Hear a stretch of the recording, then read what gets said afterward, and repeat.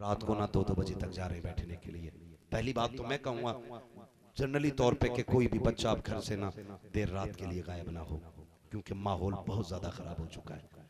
लोग मुसलमानों के खून के प्यासे हो गए हैं। मैं पूरी जुर्रत के साथ कह रहा हूँ, डर नहीं है, मैं खुल के ही बात कह रहा हूँ। कुत्ता मर जाए मुल्क में तो मुल्क उसके नाम की छुट्टी कर सकता है, लेकिन मुसलमानों की हवेलियाँ उजड़ जाएं, किसी की ज़बान पे शिकवा तक नहीं आता है। सबसे अगर कम अहमियत किसी खून की है तो इस वक्त मुसलमान के खून की है। अगर सबसे कम वैल्यू किसी की रह गई है तो मुसलमान की रह गई है। आपसे मैं कहना चाहूंगा नौजवानों, सोच समझ के घर से निकला करो। चाहे कि हाथ जोड़ के कहता हो मज़ारों के चिल्ले करने वालों, मैं मज़ारों का मुखालिफ नहीं हूँ। मज़ारात वो जगह होती है जहाँ पे दुआएं मकबूल हो जाती है, मगर शर्त है मज़ार में अल्लाह वाला लेटा हुआ होना चाहिए। आज मज़ारों की भी कसरत का आलम यह है, तिरंगे शाह पतंगे शाह बनंगे शाह सबके मज़ार बनते चले जा रहे हैं। कसरत से मज़ार इतने हो गए हैं कि अब आम खास की तमीज नहीं रह गई है। अब पता नहीं चलता कौन अल्लाह वाला लेटा है, कौन दुनिया वाला लेटा हुआ है। हमने सभी के मज़ार बनाने शुरू कर दिए हैं। तुम्हें खुदा का वास्ता दे के कहता हूँ, अगर हर शख्स के मज़ार की इजाजत होती तो सबसे पहले हुक्म होता कि हर बेटा बाप का मज़ार बनाए, हर बेटा माँ का मज़ार बनाए। लेकिन नहीं, हर किसी के मज़ार नहीं बनाए जाते हैं। मज़ार सिर्फ अल्लाह वालों के बनते हैं। खुदारा बंद करो ये मज़ारों के तमाशे, बंद करो ये मज़ारों के खेल। अब इतने मज़ार रखो जितने हैं, या उनके मज़ार बनाओ जो मज़ार के लायक है, ताकि पता चले कि जो इस गुंबद में लेटा है कोई गुंडा नहीं बल्कि अल्लाह वाला लेटा हुआ है। वाह वाह वाह वाह वाह, क्या कहने, बहुत बहुत उम्दा फिक्र, माशाअल्लाह, बहुत उम्दा। कैंप बना के रखिए, ये भी एक कैंप चल रहा है, ये भी एक माफिया है। हाँ, वो एटा साइड में एक जगह एक रात में उन्होंने कई मज़ार निकाल दिए। नाम नहीं लूंगा, लोग चढ़ जाते हैं। कई मज़ार के रात मेरे खाम में ना आए थे, यहाँ 6 वली लेटे, और जो भाई हमारी कौम ने टूट के उस पर चादरें चढ़ाई है, टूट के जो चादरें चढ़ाई और जो गोलक में पैसा डाला, सामने जिसका खेत था कहने लगा मुझे पूरे 72 निकालने हैं अपने खेत में। वो 72 मज़ार निकालने के चक्कर में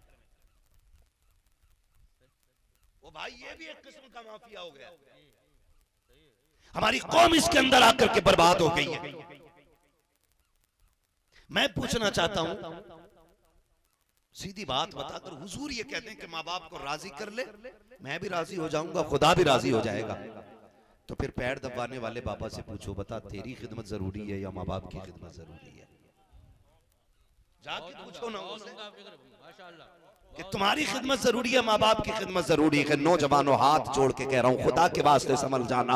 हम ये देखते हैं कि आज मज़ारों की जो गोलकें हैं, इतनी बड़ी बड़ी गोलकें होती हैं, जो जानता है 50-100 रुपए डालता। मैं इसका मुखालिफ नहीं कि डालो ना डालो, लेकिन मुझे इतना बताओ, वो माँ जो बूढ़ी बैठी हुई है दरवाजे पे, जिसके तुम 70 रुपए का चश्मा नहीं बनवा के दे रहे हो, जिसके चश्मे की टांग टूट गई है, 50 रुपए लगा करके तुम बाप का चश्मा नहीं बनवा रहे हो, वो कई बार दिन में ठोकर खा के गिरता है, तुम कहते हो मुझे फुर्सत नहीं है। बाप वो परेशान है एक चश्मे को लेकर के, तुम 500 रुपए गोलक में डाल रहे हो। क्या अल्लाह तुम्हारे इस खर्चे से राजी हो जाएगा? मुझे बता तो सकी, जो 7 बार जाकर के हर हफ्ते में 7 दिन जाकर के मज़ार पे चिराग जला रखा के 7 बार उसने माँ से नहीं पूछा तूने पानी पिया है कि नहीं, तूने खाना खाया है कि नहीं, बता तेरे इस चिराग से अल्लाह राजी कैसे हो जाएगा? वो बूढ़ी माँ जब बिस्तर पे बैठी रह गई, काश एक बार बेटा भी खाने को पूछने आ जाता। एक बार बेटा जाकर के खाने को नहीं पूछता। बंद करो ये मज़ारों की इबादतें, बंद करो ये शख्सियत परस्तियां, इबादत सिर्फ अल्लाह की करो, माँ बाप की फरमाबरदारी करो। खुदा की कसम, जमीन पे रहोगे तब भी खुदा राजी रखेगा, जमीन के नीचे चले जाओगे तब भी खुदा राजी रहेगा। क्या कहने, बहुत बहुत उम्दा फिक्र, माशाअल्लाह। दिल के पपोले जल उठे सीने के दाग से, इस घर को आग लग गई घर के चिराग से। बताओ कौन नहीं चाहता है कि मैं बाप बनूं? कौन नहीं चाहता कि मेरी लंबी उम्र हो? सारे ही चाहते हैं ना। तो फिर लंबी उम्र चाहते हो तो उसकी खैर की भी कोशिश किया करो, खैर की भी कोशिश किया करो। और ये मत सोचना कि भाई इतना इकट्ठा कमा के रख दूं ताकि मुझे बेटों के आगे हाथ ना फैलाना पड़े। इस धोखे में मत रहना।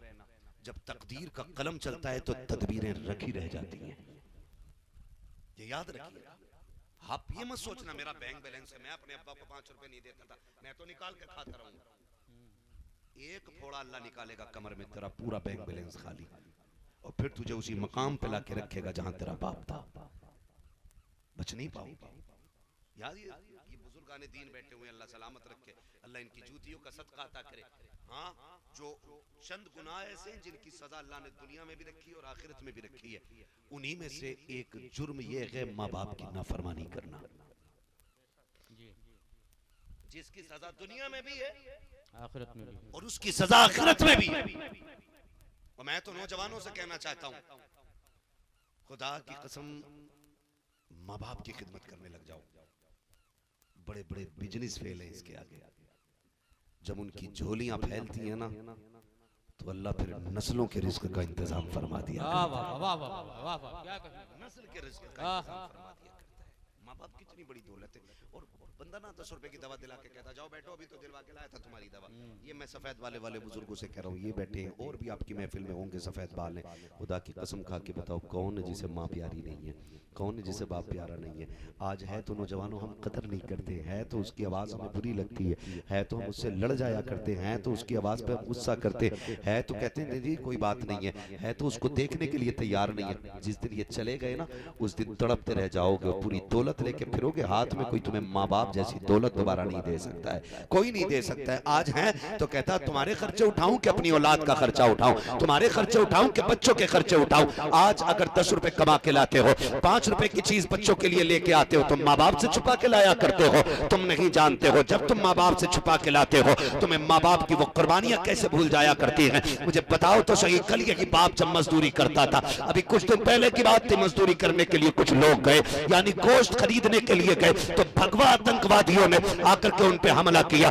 बच गई जान, किस्मत अच्छी थी, वरना मारने में कसर नहीं रखी थी। बहाने बना करके मुसलमानों को मारा जा रहा है। लेकिन सिर्फ इतना समझाना चाहता हूँ, वो जो किसी दंगाई के आकर हथकंडे चढ़े थे, वो भी बाप था, वो किसी का भाई भी था, वो रिश्तेदार किसी के रिश्ते निभाने के लिए आए थे। तुम्हें क्या लगता है यूं ही हम पल गए हैं, ऐसे ही जवानी आ गई है, ऐसे ही हम 6 फीट के हो गए हैं, ऐसी कितनी सोबतें हमारे बाप ने उठाई है, तब जाकर के हमें जवानी की दहलीज पे कदम रखने का मौका मिला है। कितने लोगों की गालियां बाप ने खाई है, तब जाकर के हमारे जेब पे कलम आया है। कितने लोगों के ताने बाप ने सहे हैं, तब जाकर के हमें ये वकार मिला है, हमें ये मकाम मिला है। आज इस मनसब पे बैठने के बाद अगर हम बाप को मुंह ना लगाएं, तो हमसे बड़ा बदबख्त कौन हो सकता है। इस मकाम को पाने के बाद अगर हम बाप की इज्जत ना करें, हमसे बड़ा कमीना कौन हो सकता है। और तुम्हें खुदा का वास्ता, जितने चाहो बुलंद हो जाओ, जितने चाहो ऊंचे हो जाओ, लेकिन कभी माँ बाप के सामने ऊंचे ना होना, कभी उनके सामने बुलंद ना होना। तुम नहीं जानते हो जिंदगी का मजा क्या है। मजा तो तब है जब IPS अधिकारी आप बन जाए, IAS आप बन जाए, और जब घर में आओ फिर अपनी पगड़ी उतारो, अपना कैप उतारो, अपनी वर्दी उतारो, और माँ बाप के कदमों में फिर गुड्डू बन के बैठा करो, पप्पू बन के बैठा करो। लोग ऐश तलाश करने के लिए कोई कश्मीर जा रखा है, कोई नैनीताल जा रखा है। आओ मैं तुम्हें बताता हूँ, आराम न कश्मीर में रखा है न नैनीताल में रखा है, रब ने आराम उठा करके माँ के कदमों में संभाला। इनके कदमों में बैठा, क्या कहने, इनके पास बैठ करके इनसे दुआएं लिया करो। अल्लाह ने इनके कदमों में बरकत रखी है। आज इनसे लेता ही कोई नहीं, लेता ही कोई नहीं। अपने अब्बा से कहता तुम चुप रहो, तुमने क्या देखा, गांव से बाहर ही नहीं निकले तुम। मैं पूरा मुंबई घूम के आया हूँ, तुम्हें हाजी अली पे छोड़ दूंगा तो तुम घर नहीं आ पाओगे। ये दिखा रहा पावर अब्बा को बेटा। हाँ, तुम्हें नाकासा की छोड़ दिया, तुम फला फला नहीं पहुंच पाओगे। तुम क्या जानते हो, तुम चुप रहो, तुम घर में रहो, मैं बढ़ाऊं। वो याद रखना, हुकूमत करने वाले दिलों पे कभी कभी मिला करते। हजरत हुजूर कह के तो दुनिया आवाज देती है, जब नाम लेने वाले दुनिया में होते हैं ना, तो फिर जीने का मजा ही कुछ और होता है। फिर जीने का मजा ही कुछ और होता है। जब नाम लेना बाप और माँ, फिर कलेजे ठंडे पड़ जाते हैं, कलेजे ठंडे पड़ जाते हैं। आपसे मेरी गुजारिश है, कभी माँ बाप से बड़े न बनना, और बन भी नहीं सकते हो, बन भी नहीं सकते हो, कितनी भी कोशिश कर लो। वो कुछ दिन पहले की बात है, एक नौजवान का एक्सीडेंट हुआ, हादसे में उसकी रीढ़ की हड्डी टूट गई, तो अब कुछ नसें उसके साथ डैमेज हुई, तो हाथ काम करना छोड़ गए। शादी हुई थी, बीवी ने कहा तलाक चाहिए। कहा क्यों? कहा तेरे जैसे अपाहिज के साथ कौन जिंदगी गुजारेगा। बीवी छोड़ के चली गई। वो कहता है कि जो मेरे दोस्त थे ना, जो मेरे साथ रोज दावतें खाने आते थे, रोज शाम का खाना मेरे साथ खाते थे, जिस दिन से एक्सीडेंट हुआ 2-3 दोस्तों के अलावा सैकड़ों दोस्तों में से कोई नहीं आया। कहता जब मेरी आंख खुलती सुबह को तो मेरे पास कोई नहीं होता, मेरी बूढ़ी माँ मेरे पायती में बैठी हुई मिला करती थी। अल्लाह, ये माँ बाप होते हैं। बूढ़ी माँ कहता मेरी पाइथी में बैठी मिला करती थी, कोई नहीं होता था मेरे बिस्तर में। एक अपाहिज बेटे को माँ बाप पूरी जिंदगी पाल लेते, लेकिन एक मजबूर बाप बेटे से 6 महीने नहीं पाला जाता है। 6 महीने में तंग आके कहता जी दुआ करो अल्लाह को मिट्टी प्यारी हो जाए। अब अब्बा की हालत नहीं देखी जाती। और शर्म कर, जिसे तू लावारिस या मोहताज अपाहिज समझ रहा है, तू नहीं जानता है जब इसे ठोकर लगती है ना, अल्लाह इसके इस अमल से राजी होकर के तेरे घर में रिस्क की बरकतें नाजिल फरमाता है। तुम्हें क्या लगता है अब तुम मुंबई जा रहे हो, तुम यहाँ नाच पढ़ रहे हो, तकरीर कर रहे हो और पैसे आ रहे, ये तुम्हारा कमाल है? इसमें तुम्हारी शान है? नहीं, ये जो इज्जतें मिल रही है ना, ये माँ बाप की ठोकरों के सदके में मिल रही है। माँ बाप की ठोकरों के सदके में। आप कभी ये फैसला ना कीजिएगा कि नहीं नहीं हम बताएंगे तुम्हें क्या करना है। मैं तो आज भी कहता हूं कभी उनके पास बैठ के पूछो अब्बा क्या करना है, उसका दिल बड़ा करो। हम बड़े जालिम हो गए, बड़े जालिम हो गए, पीर के पैर दबाने बैठ जाते हैं। वो अब्बा जो रोज थक के आया 2 मिनट उसके सरों में हाथ नहीं डाला, तुमने सर में हाथ नहीं डाला, कभी उसके हाथ नहीं दबाए, वो दुनिया चूमने आती। माफ कीजिएगा भी मेरी रवैये से शायद किसी को बुरा लगाओ, मुझे अच्छा नहीं लगता है कि हाथ पैर ऐसे चूमो चाटो, उड़ के लग जाओ, मौलवी को नोच के ले जाओ। क्या नतीजा भाई, हमें चूमे चाटने में लगे हो, हम तुम्हें हजरे असवद नजर आ रहे? क्या रवैया है? बात करने आए हुजूर के दीन की, कोई ताजमहल नहीं है। बस हमारी बातें सुन लो, ये सबसे बड़ी बात। जो हमें चूमने चाटने भागते हो ना, उसके बदले में बाप का तलवा चूमना, माँ के हाथ चूमना, खुदा की कसम जितनी बार चूमोगे अल्लाह उतनी बार हज मकबूल का सवाब अता फरमाएगा। वाह क्या कहें, बहुत उम्दा। भाई ना हमें तो कतई मत चूमा करो, बिल्कुल नहीं करना है। मुसाफा करो, हुजूर की सुन्नत है। ये चूमा चाटी हमारी समझ में नहीं आती। मुसाफा करो, चूमना तो उनके कदमों को चूमो। और कई है ना, हमारे पीर साहब ऐसे थे, हो हाथ छुए मैंने, रूई की तरह थे। तो मैंने कहा रूई की तरह होना ये जन्नती होने की बशारत है? किसी हदीस में है जिसके हाथ रूई के हो वो जन्नती है? किसी किताब में है कि जिसके पैर रूई जैसे हो वो जन्नत में जाएगा? सुन, रूई वालों की तो बशारत नहीं है, अलबत्ता जिनके हाथों में ठेठे हो हुजूर ने उनको बशारत जरूर अता फरमाई है। जिनके हाथों में ठेठे पड़ गई हैं। आज हजरत हमारा मुआशरा इतना सफाक, इतना जालिम हो गया है कि हम रिश्वत लेने वाले आईपीएस के बेटे को बेटी दे सकते हैं, लेकिन हलाल के लुक़मे खिलाने वाले बंदे को बेटे घर का दामाद बनाने के लिए तैयार नहीं। ये अलमिया हमारी कौम का, ये अलमिया हमारी कौम का। हमारे लिए हराम की दौलत से बनी हुई बिल्डिंग अच्छी है, हलाल के लुक़मे खाने वाली कौम अच्छी नहीं। जबकि ये जिंदगी बड़ी मुख्तसर है, 60 साल 65 साल 70 साल 100 साल और बढ़ा लो, चलो 150 साल। है कोई नजर में इतनी उम्र का? बोलो भैया, है कोई तुम्हारे गांव में? है कोई 150 साल का? नहीं है ना, हमारे इलाके में नहीं है। इससे ऊपर सुई जिंदगी की जागी नहीं रही है। बाकी अल्लाह कादिर मुतलक है, जितनी चाहे आगे बढ़ा दे। लेकिन जो हम देख रहे हैं इससे ऊपर सुई जाने को तैयार है। बोलो, इससे आगे तो सुई जाने को तैयार नहीं है। मुझे बताओ, जिन बच्चों के पुराने कपड़े उनकी जिंदगी नहीं कट रही है, और जिनके पास कोट वोट ठाट वाट है उनकी भी कट रही है। फर्क कितना दोनों में? गरीब रब को राजी करके काट रहा है और ये हराम कमाने वाले रब को नाराज करके काट रहा है। सिर्फ इतना फर्क। मैं नौजवानों से कहना चाहूंगा, खुदारा आपका बाप मजदूर है ना, ईंटें उठाता है ना, उसने भट्टे पे ईंटें ढोई हैं, ये रक्षा चलाता है ना। आपका बेटा जिंदगी भर मुंबई में ठेला लगाता रह गया, तो उसको हकीर ना समझना। जब वो ईंटें उठाने वाला बैठा हो ना, उसके कंधों पे आना और प्यार से दबाना शुरू करना। वो कहे क्या बात है, क्या अब्बा पूरी जिंदगी इन कंधों पे हमारा बोझ उठाता रह गया, आज मैं तेरे कंधे दबाने आ गया हूं। खुदा की कसम उसके कंधे दबा, जैसी वो मुस्कुराएगा खुदा की रहमतें मुस्कुराना शुरू कर देंगी। आज बेटे कहते तुमने मेरे लिए किया क्या है?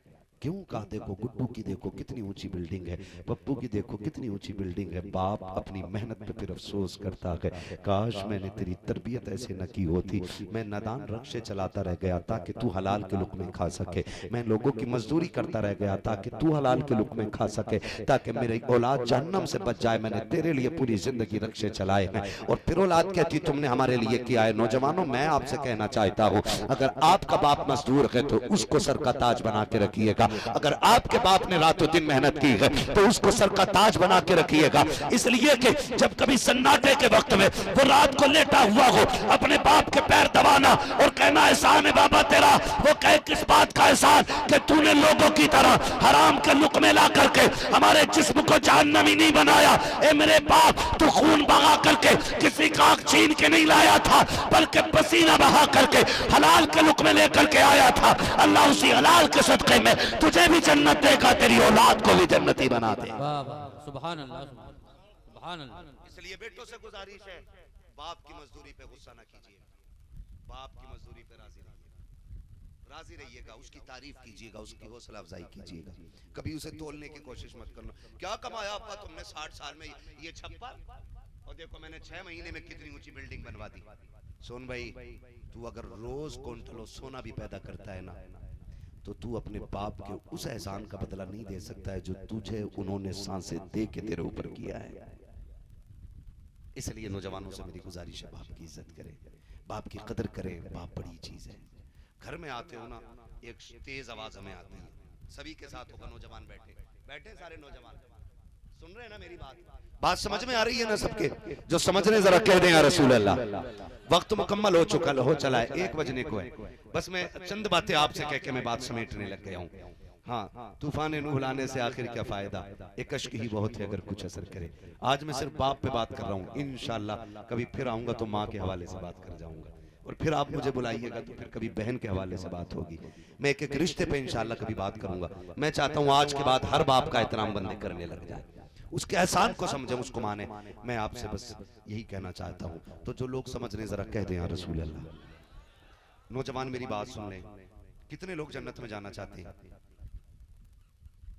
या अल्लाह जिन्होंने हाथ उठाए सबको महबूब के सदक़े में जन्नती बना दे। अच्छी दुआ। महबूब फरमाते हैं जब भी हाथ उठा करें अल्लाह से जन्नत मांगा करो, इसलिए कि जब बंदा 3 मरतबा कहता अल्लाह जन्नत दे जन्नत दे जन्नत दे, जन्नत खुद कहती है मालिक मुझे इसके नसीब में लिख दे। हाँ, ये जरी ना रहिएगा कि जन्नत तो पक्की है ही, मौलवी तीजा करवा देगा। याद रखना, तीजे में भी कम डंडी नहीं मारते लोग। मस्जिद में बैठ भाई थोड़ा सा घुमा दो यार, थोड़ा सा घुमा दो। मस्जिद में बैठते यूं चने लेके और ऐसे डाले जा रहा और कह रहा कितने आलू नहीं। मुर्दा भी सोचता होगा किन ठगों के बीच में चने पड़वाए जा रहे हैं मेरे। यहाँ हजरत इंसाफ करने तैयार नहीं। तीजे की फाता में मस्जिद में लोग इसलिए आ जाते हैं कि हमारे अब्बा की फाता में आया था। धोखे में न रहियो, ये ईमानदारी से पढ़ के जाएंगे। 70,000 मरतबा कलमा नहीं हुआ, 6,000 लोग बैठे हुए पढ़ रहे हैं, इतने चनों का ढेर लग जाता है। वो तो ये अच्छा है कि ये कानून नहीं है कि जो जितने पढ़ लेगा उतनी ले जाएगा, वरना एक एक नहीं यूं लौटते यूं और गोलियां चल जाती।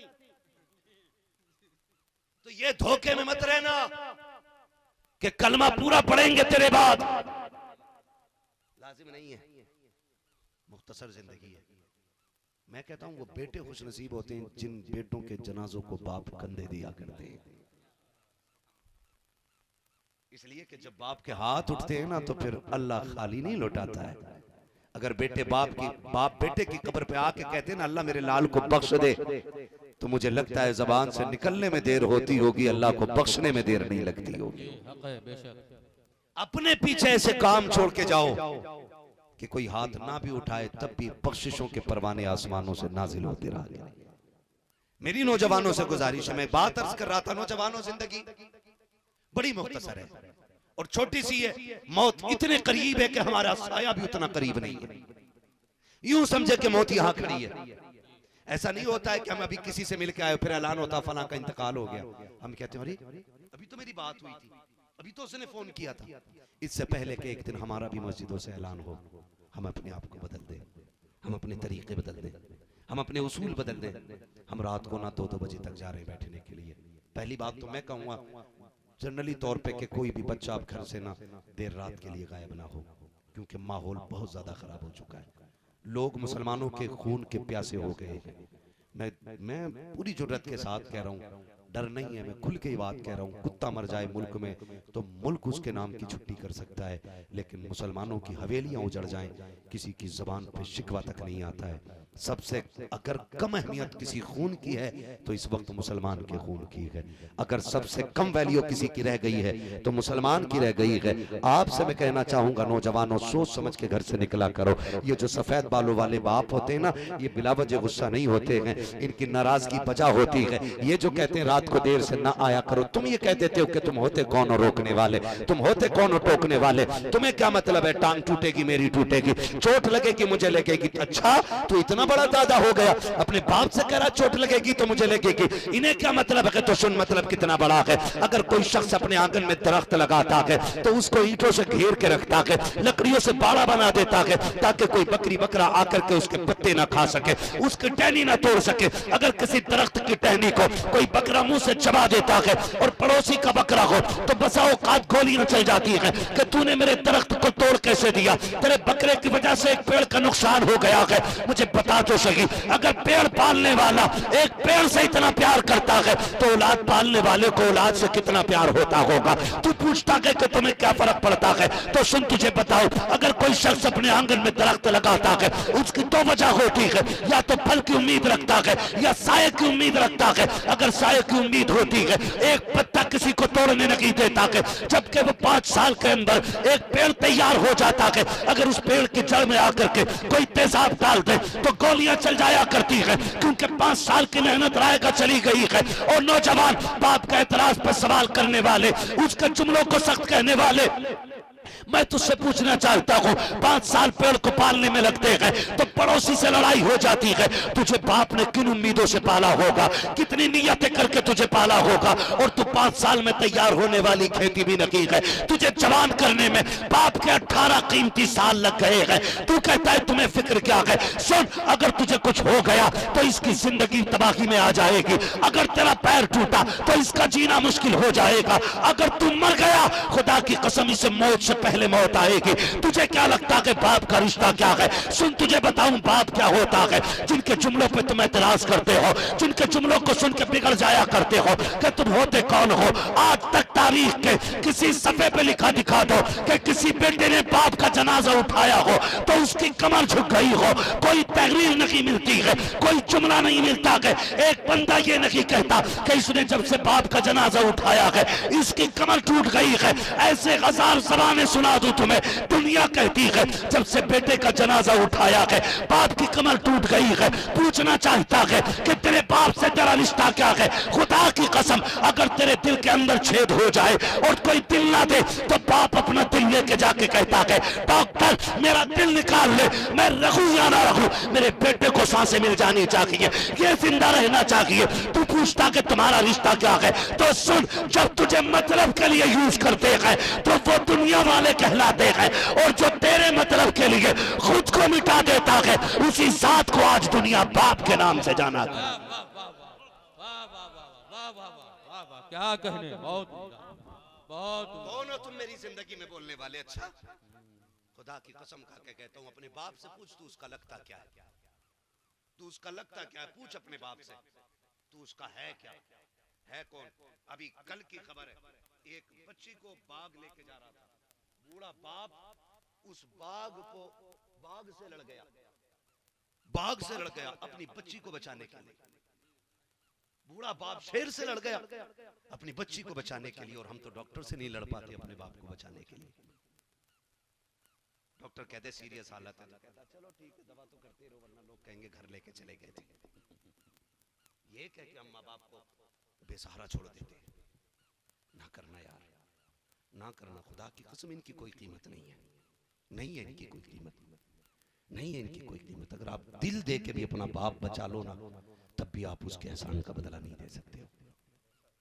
आप कितने बड़े एहसान की बात करते हो। मैं एक बात करूं ना, जो बाप थक के आता था ना शाम को, या मुंबई से आया, दुबई से आया, कुवैत से आया, और अपने बेटे की पसंद का खिलौना लेके घर में आया ना, और तुम सो रहे थे, उसने बीवी से कहा उठा इसे, मैं इसके पसंद की कार लेके आया हूँ, मैं इसके पसंद का खिलौना लेके आया हूँ। और जब तुझे नींद में माँ ने उठाया और बाप ने तेरी गोद में वो खिलौना रखा, और जो तेरे चेहरे की मुस्कुराहट देखी थी बाप ने, वो जितना उस मुस्कुराहट को देख के खुश हुआ था ना, खुदा की कसम तू उसके उस एहसास का पूरी जिंदगी गुलामी करके भी हक अदा नहीं कर सकता है। हो क्या, कहां खड़े हो आप? कहां खड़े हो? मैं चैलेंज के साथ कहता हूं, हम बहुत छोटे थे, हम सब मदरसे में पढ़े बड़े, हमारे खर्चे हमारे बाप ने उठाए, आज हम सोने में नहा क्यों ना जाएं? एक एक बाल पे माँ बाप का एहसान है, एक एक बाल पे। क्या बात करते हो आप यार, कि तुम होते कौन बोलने वाले, तुम होते कौन बोलने वाले? जानते हो पूरी जिंदगी बाप पैबंद लगा के कपड़ों में पहनता रहा, उसकी जूतियों में कई कई कीलें टुकी हुई थी, वो अपने जूते के तस्मे को चिपका चिपका के पहनता रहा। लेकिन एक दिन तूने कहा अब्बा मैं स्कूल गया था ना, फलां के बेटे ने इतने अच्छे कपड़े पहन रखे थे। तेरे ये जुमले बाप के कलेजे में तीर की तरह पार हो गए। वो सुबह जब निकला ना तो घर टिफिन भी भूल गया, क्योंकि आज उसके जहन में अपनी भूख नहीं थी, आज उसके जहन में अपने बेटे की ख्वाहिश थी। वो रात भर रोता रहा तेरे जुमले सुन के, मालिक इतना गरीब कर दिया कि मैं अपने बेटों को ढंग के कपड़े भी ना दे सका।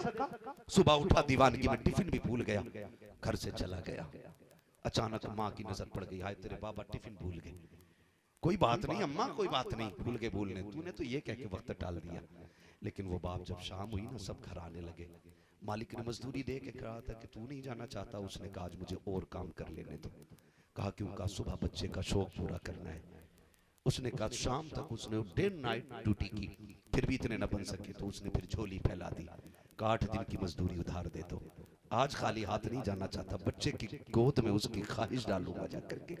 और वो जब रात के सन्नाटे में आया, तेरे नए कपड़े लेकर के जब आया ना, खुदा की कसम जो तेरे बदन पे डाल के उसने हसरत भरी निगाह से देख के तुझे चूमा था ना, पूरी जिंदगी गुलामी करके भी तुम उसके उस बोसे का हक अदा नहीं कर सकते हो।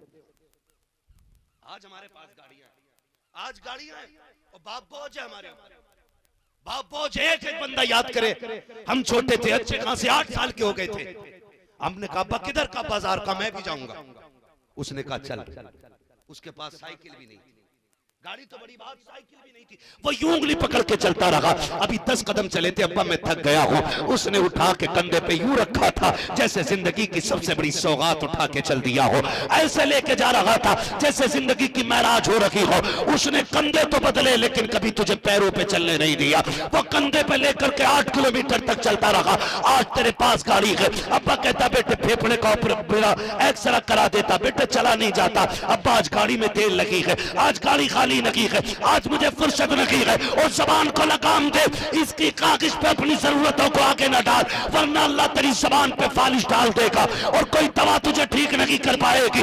ये वही बाप है जो तुझे पैदल चल के तुझे गाड़ियों के मजे दिलाता रहा, कंधे पे बैठा करके तुझे जहाज की मस्तियां इसने दिलवाई है। आज तुम्हें खुदा का वास्ता के अगर बाप है तो कदर कर लो, खुदा की कसम कल दौलत होगी, बाप नहीं होगा तो रोने के सिवा कुछ नहीं पाओगे। तुम्हें गाड़ियां मिल जाएंगी, बंगले मिल जाएंगे, लेकिन इस्तेमाल करने वाला बाप नहीं होगा तो अमीर होके भी कंगाल नजर आओगे, पैसे वाले होके भी आप भिखारी नजर आओगे। सबसे अमीर वो नहीं होता है जिसके पास सोना ज्यादा होता है, अमीर वो होता है जिसके सर पे माँ बाप का साया हुआ करता है। क्या कहने, सुभान अल्लाह। करो इनकी, इनसे कहते हो तुमने हमारे लिए किया क्या, तुम कौन होते हो हमसे पूछने वाले? सुन बस आखिरी बात, रात को आते हो वहां पे आप कहते कहां था अब तक, कहता मुंह बंद रखो, मुंह बंद रखो। डांट क्यों रहा है भाई, क्यों इस लहजे में बात कर रहा है बाप से? कहा मेरी मर्जी है, मेरे अपने यार दोस्त हैं, मैं उनके साथ जिंदगी नहीं गुजार सकता। सुन भाई, अगर यार दोस्तों पे ज्यादा घमंड है ना तो मैं तुझे बता दूं, जब दुनिया तेरे पीछे पड़ जाएगी ना और सारे रास्ते बंद हो जाएंगे, फिर तू मदद के लिए दोस्तों की तरफ जाएगा, और दोस्त जब ये देखेंगे कि इसका साथ देने में हम भी फंस जाएंगे, तो वो जो तेरे साथ जीने मरने की कसमें खाते थे ना, वो मुंह फेर लेते, मुंह फेर लेते। धोखे में मत रहना, मेरा पक्का यार है, बचपन का यार है। मैंने बड़े बड़े यार देखे, बड़े बड़े यार देखे इतनी सी कम उम्र के अंदर। जमाने को बहुत बदलते हुए देखा है हमने।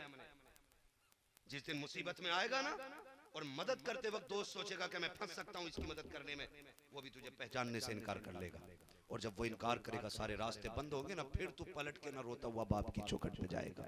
बाप अगर कमर टूट गई है, पैर काम नहीं कर रहे, बिस्तर पे पड़ा होगा और तू कुछ भी ना कहेगा ना, मुंह लटका के बैठ जाएगा। बाप बाप होता है।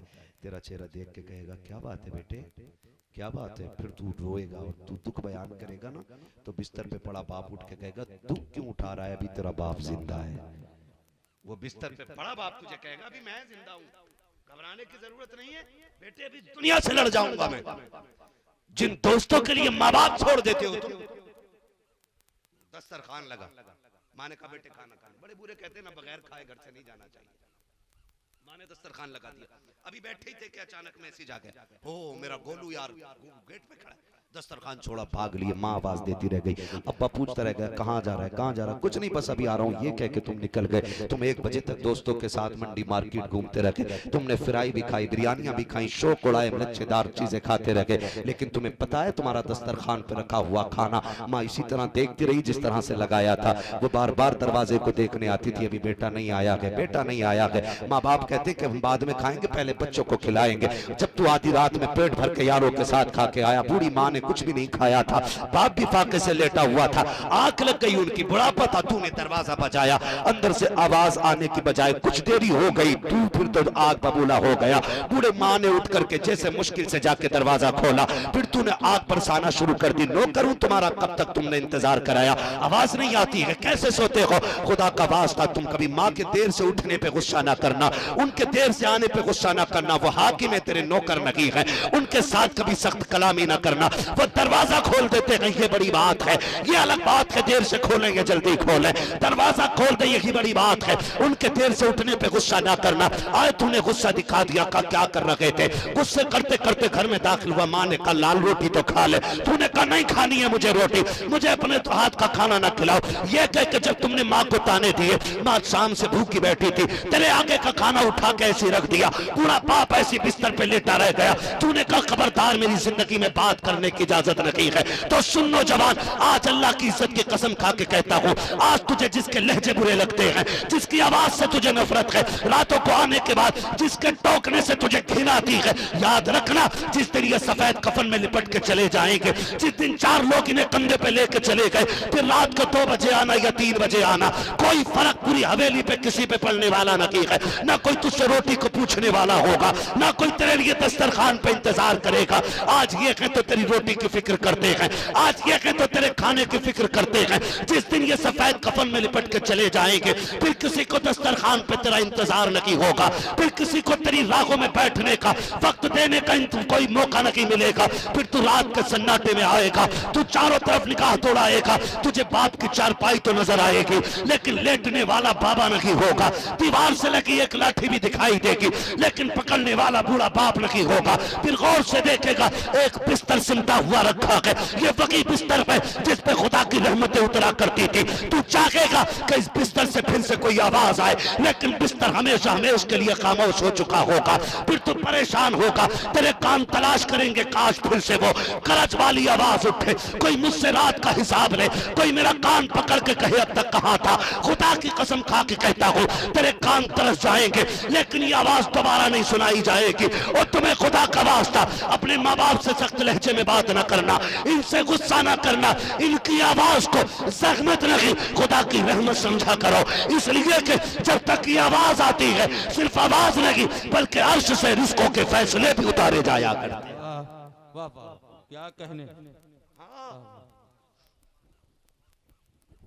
सलामत रखे। इसलिए मेरे अजीज सारे नौजवानों से गुजारिश, आज के बाद कभी बाप के सामने ऊंची आवाज में बात नहीं करेंगे इंशाअल्लाह। वादा करते हैं इंशाअल्लाह। कहीं ऐसा तो नहीं है मौलवी का पसीना रायगा जाए।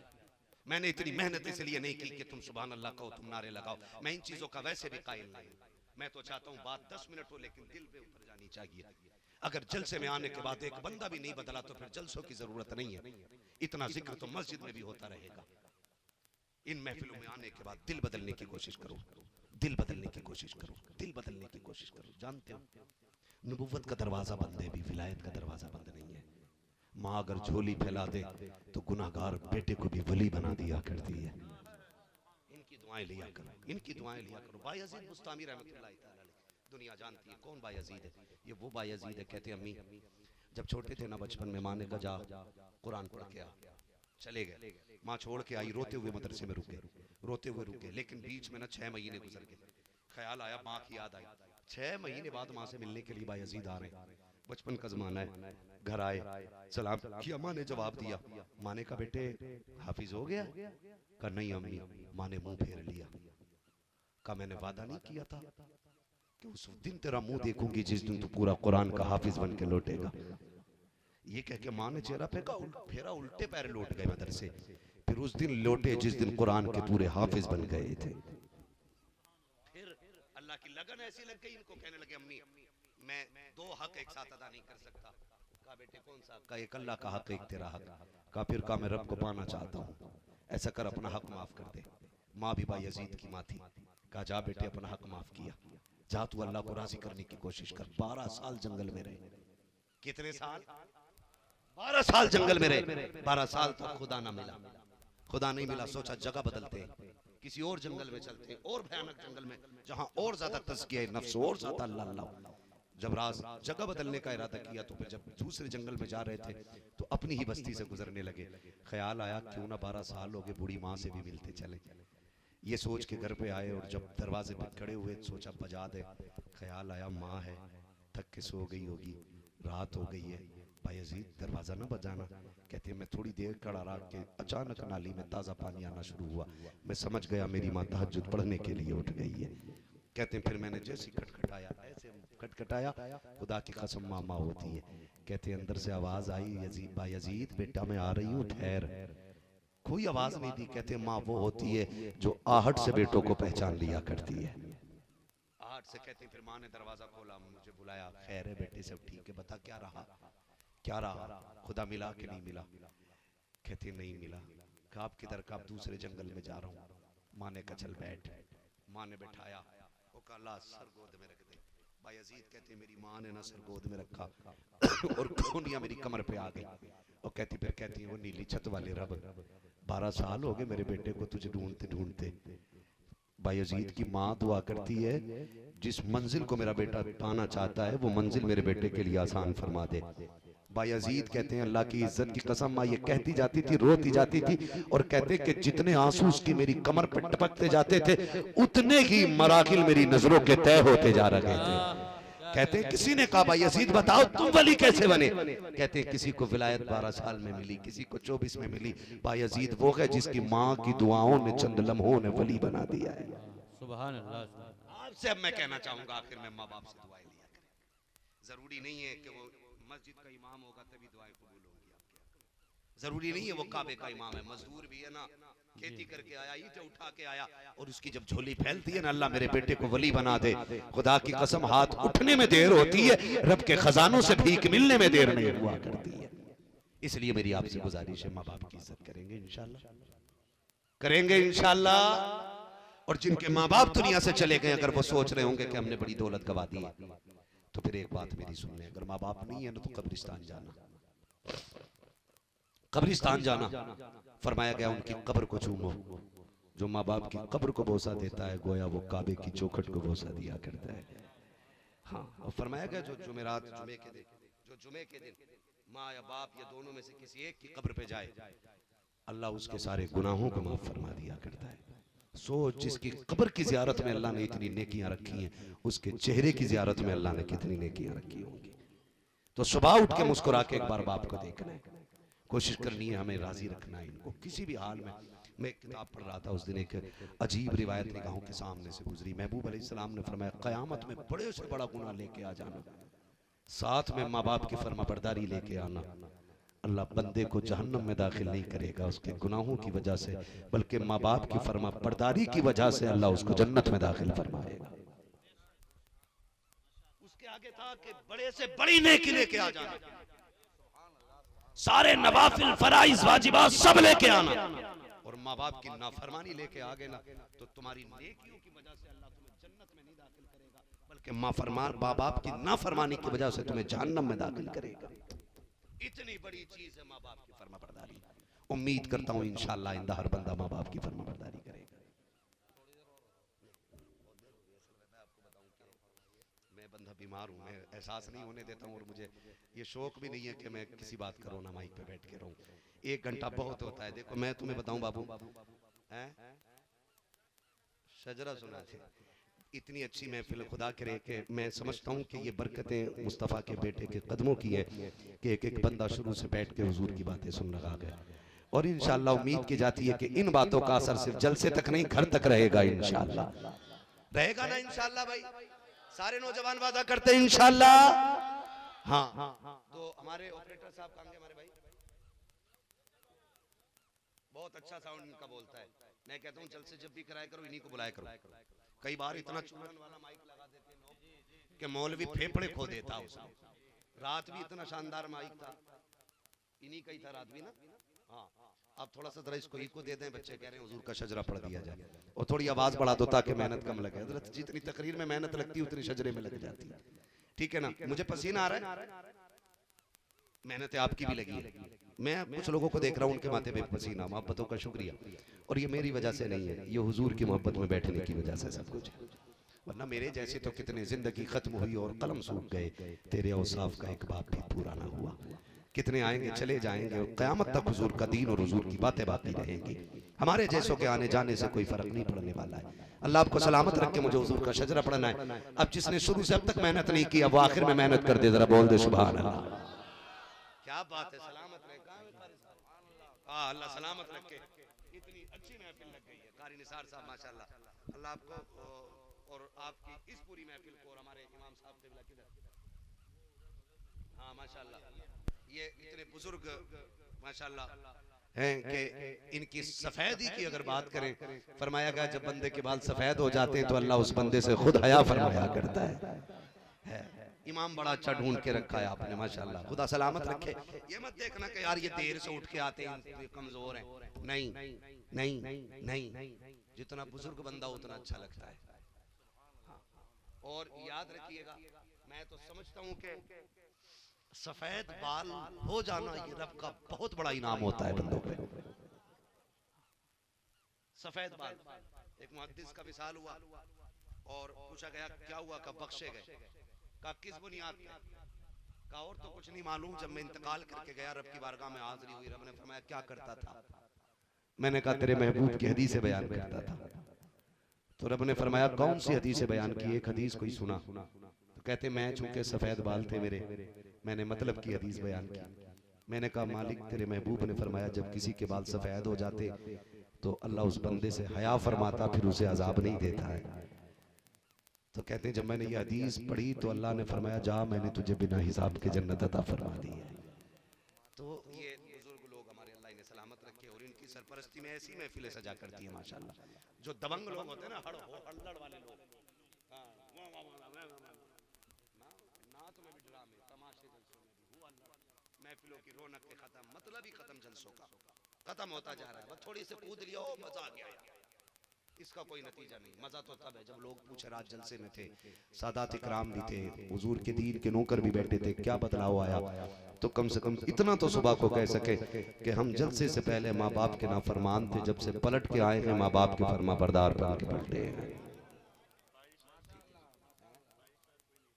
हाँ माशाल्लाह, सारे इलाका ये खूबसूरती है। और एक जरूरी बात हजरत ने फरमा ली, जिसका मैं लायक या अहल था वो मैं कर चुका हूं। हाँ गुफ्तगू हो गई और जलसा बहुत अच्छे वक्त से शुरू होकर अच्छे वक्त मुकम्मल हो रहा है, ये भी बड़ा जरूरी है। तकरीर लंबी ना कराया करो, पता चले कि मजदूरी करने वाला भी सुबह को सो रहा और फजर पढ़ने वाला भी सो रहा है। इतनी लंबी तकरीरें भी नहीं होनी चाहिए। जलसा ऐसे वक्त में खत्म करो कि मजदूरी करने वाला सुबह को हलाल रोजी ला के बच्चों को शाम को खिला सके और सोने वाला उठ के फजर की नमाज पढ़ सके। ऐसे टाइम से जलसे अच्छे लगते हैं। यही वजह ये हु हल्लड़ जो जलसों में हो गया और ये 3-3 बजे तक के जलसे हो गए। हमारे जलसों में पढ़े लिखे लोगों ने आना बंद कर दिया क्योंकि हमारी टाइमिंग ही कोई दुरुस्त नहीं। अपने जलसों को बामकसद कीजिए और टाइम से खत्म कीजिए। मैं मुबारकबाद पेश करता हूं कमेटी के नौजवानों को और हजरत को भी और तमाम उलमाए अहले सुन्नत को कि इनकी सरपरस्ती में और सरकार की सदारत में कि ये महफिल इतनी कामयाब वक्त से मुकम्मल हो रही है। इंशाअल्लाह फजर भी पढ़ी जाएगी और बच्चों के लिए हलाल रोजी भी कमाई जाएगी। ठीक है ना। मेरा बच्चा एक भाई मुझसे कह रहा है हुजूर का शजरा पढ़ना है और ये बच्चा खुदा की कसम कुर्बान जाऊं मैं इस बच्चे की मोहब्बत पे, ये बिना किसी लालच के शुरू से अब तक बैठा हुआ है। हाँ, बिना किसी लालच के। ऐसे बच्चे अल्लाह सलामत रखे। यकीनन ये अच्छे माँ बाप की परवरिश का नतीजा है कि बच्चे इतनी रात में भी जलसे में जाग रहे, वरना 1 किलो बिरयानी के लिए भी नहीं बैठता ये बच्चा, 100 रुपए के लिए भी नहीं बैठता। क्यों बैठा है? इससे पूछोगे क्यों बैठा, बच्चा कहेगा सुना के आप हर आशिक के घर तशरीफ लाते हैं, मेरे घर में भी हो जाए चरागा या रसूल अल्लाह। हुजूर ये आपका इश्क है, जहां बूढ़ों को जगा के रखा है उसने बच्चों को भी बैठा के रखा है। तो मेरे नजदीक उम्र के हिसाब से कोई बड़ा नहीं, मेरे नजदीक वो बड़ा है जो हुजूर का आशिक बड़ा है। ठीक है ना। तो अल्लाह इन बच्चों को, जवानों को, बूढ़ों को सलामत रखे। बस मैं हुजूर का शजरा पढ़ने लगा हूं, जरा बोल दे सुभान अल्लाह। पीछे वाले लोगों ने बहुत सुस्ती से काम किया और ये सोच रहे हमारा काम तो आगे वाले लोग कर रहे हैं, हमें तो मौलवी देख ही नहीं रहा होगा। मौलवी देखे ना देखे हुजूर देख रहे हैं, ये याद रखिएगा। हुजूर देख रहे हैं, मौलवी को दिखाई दो ना दो, मुस्तफा को सब दिखाई देता है।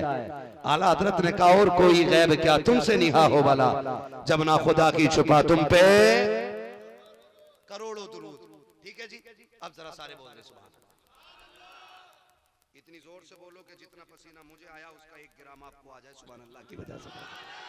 क्या बात है, सलामत रहे। अल्लाह करे ये आवाज हुजूर के गुंबद खजरा तक पहुंच जाए, है ना। मैं आपको बता दूं, जब मेरा हाथ का इशारा हो ना तो समझ जाना क्या करना है। क्या समझोगे इससे? खाली सुभान अल्लाह ही नहीं, ये भी समझ जाना मौलवी की सांस थक गई है। और मौलवी लंबी सांस लेना चाहता है, छोटी छोटी सांस तो मैं लेता रहूंगा, जब लंबी सांस लेनी होगी तब मैं हाथ का इशारा करूंगा, उस बीच में आप सुभान अल्लाह कहोगे, उसी की आड़ में मैं सांस लूंगा। बात सच्ची अच्छी रहती है भाई, है ना। जब हाथ उठने लगे समझ लेना मौलवी थक रहा। कहीं ऐसा मत करना तुम सुभान अल्लाह कहना भूल जाओ, मौलवी सांस लेना भूल। कल कन्नौज में भी तकरीर करनी है जाकर, कन्नौज से आगे तालीग्राम है तकरीबन, उससे भी 30-35 किलोमीटर आगे जाना है। ठीक है ना। तो और मैं बता दूं, यकीन करें कई बार ना लोग कहते हैं सही से खाओ तकरीर करनी है, तो मैं ये जहन में डाल दूं कि मौलवियों की थकन मुर्गे और बकरों से नहीं उतरती। हम लोगों की थकन अगर बंदे सुभान अल्लाह डट के कह दें तो सारी उतर जाया करती है। इतनी कमजोर सुभान अल्लाह से तो मैं गोंडा तक भी मुश्किल से पहुंच पाऊंगा, इतनी कमजोरी से सुभान अल्लाह कहने। जरा बोलते सुभान अल्लाह और जोर से। कुछ लोग अब भी मुंह देख रहे हैं, अल्लाह ने मुंह खोलने की तौफीक अता फरमाए, वरना यहाँ नहीं तो कब्र में बहुत जल्दी खुलने वाला है। मर रब्बुका मा दीनुका मा कुंता तक़ुलु फी हक़्क़ि हाज़ा रजुल, फिर तो बोलोगे, यहाँ भी नहीं बोलोगे, वो लठियां चलेंगी, बचाने वाला नहीं मिलेगा। आदत डाल लो बोलने की, अल्लाह अल्लाह की। मैं सो जाऊं या मुस्तफा कहते कहते, खुले आँख सल्ले अला कहते कहते हैं। जो मेरे भाई नीचे बैठे हुजूर की मोहब्बत में, ये जरा जोर से बोले सुभान अल्लाह। क्या बात है, सलामत रहे माशाअल्लाह, सलामत रहे। मूड बन गया मेरा, मैं चाहता हूँ हुजूर का शजरा पढ़ लो। ठीक है भाई, आज मुंह देख के सुन लो, रोज मोबाइल देख के सुना था ना, तो फिर जरा बोल दें, जरा पीछे वाले और सारे मिलके बोले सुभान अल्लाह। आदम के बेटे शीश, हाँ साथ ना छोड़ियो, ये नमाज जनाजा नहीं है, 4 तकबीरें पूरी करके रुकूंगा। जहां तुम छोड़ोगे वहीं से मैं छोड़ के निकलूंगा, रास्ता है मेरा निकलने का। हाँ बोलेंगे ना इंशाअल्लाह, बोले जरा सुभान अल्लाह। आदम के बेटे शीश, शीश के बेटे अनस, अनस के बेटे कैनान, कैनान के बेटे मेलाइल, मेलाइल के बेटे ब्यारत, ब्यारत के बेटे इदरीस, इदरीस के बेटे मुतवशिक, मुतवशिक के बेटे लबक ने नाम, लबक ने नाम के बेटे नूह, नूह के बेटे साम, साम के बेटे जुल्हात, जुल्हात के बेटे शालिक, शालिक के बेटे आबिद, आबिद के बेटे दाता, दाता के बेटे रावा, रावा के बेटे सारू, सारू के बेटे नाखुल, नाखुल के बेटे तारिक, तारिक के बेटे इब्राहिम खलीलुल्लाह, इब्राहिम खलीलुल्लाह के बेटे इस्माइल ज़बीहुल्लाह, इस्माइल ज़बीहुल्लाह अल्लाह के बेटे कैदार, कैदार के बेटे अवाम, अवाम के बेटे हमल, हमल के बेटे साबित, साबित के बेटे सलमान, सलमान के बेटे रईसा, रईसा के बेटे इलियासा, इलियासा के बेटे औद के बेटे हव्वा, हव्वा के बेटे अदनान, अदनान के बेटे मोहित, मोहित के बेटे नदार, नदार के बेटे मुदर, मुदर के बेटे इलियास, इलियास के बेटे मुदरिका, मुदरिका के बेटे खदीमा, खदीमा के बेटे किनाना, किनाना के बेटे नदर, नदर के बेटे मालिक, मालिक के बेटे फार, फार के बेटे गालिब, गालिब के बेटे लुई, लुई के बेटे काब, काब के बेटे मुर्रा, मुर्रा के बेटे किलाब, किलाब के बेटे कुसै, कुसै के बेटे अब्द मनाफ, अब्द मनाफ के बेटे हाशिम के, हाशिम के बेटे अब्दुल मुत्तलिब के, अब्दुल मुत्तलिब के बेटे अब्दुल्लाह के, अब्दुल्लाह के बेटे मोहम्मद रसूलुल्लाह।